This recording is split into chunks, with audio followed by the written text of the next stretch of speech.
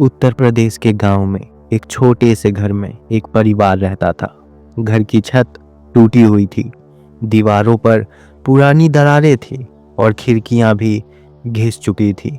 लेकिन इस घर में एक अजीब सी खामोशी थी जो हमेशा से ही वहां के लोगों को डराती थी। सोनाली जो उस घर में रहती थी वो एक बच्चे की माँ थी। उसका पति अजय एक दिन काम पर जाने के बाद लौटा ही नहीं था। वह एक अजीब सी घटना का शिकार हुआ था। कोई नहीं जानता था कि वो कहाँ गया, लेकिन सोनाली को हमेशा ये महसूस होता था कि अजय कहीं न कहीं उसके पास है और उसे देख रहा है। एक रात सोनाली और उसका बेटा अमन सो रहे थे। तभी अचानक घर में एक अजीब सी आवाज़ सुनाई देती है, जैसे कोई घर में चल रहा हो। सोनाली ने डरते डरते अपनी आंखें खोली, लेकिन वहां कुछ नहीं था। तभी अमन बोला, माँ, मुझे लगता है पापा लौट आए हैं। सोनाली की आंखों में आंसू आ गए। उसे याद आया अजय के बिना ये घर वीरान सा हो गया था।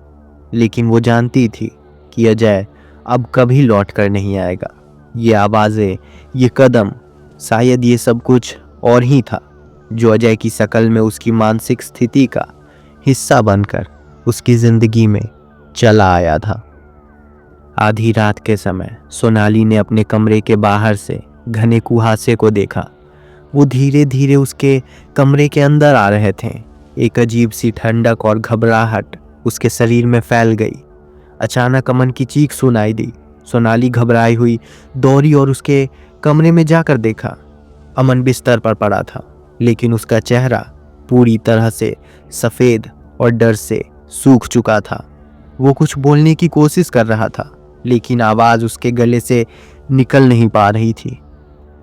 सोनाली ने उसे उठाने की कोशिश की, लेकिन जैसे ही उसके हाथों ने अमन को छुआ, एक ठंडी और गहरी आवाज़ सुनाई दी, ये घर अब मेरा है। सोनाली ने डर के मारे आंखें बंद कर ली। जब उसने फिर से आंखें खोली तो अमन का चेहरा बिल्कुल वैसा ही था जैसा अजय का था। अपनी माँ के सिर पर से पसीना पोंछते हुए अमन हंसने लगा।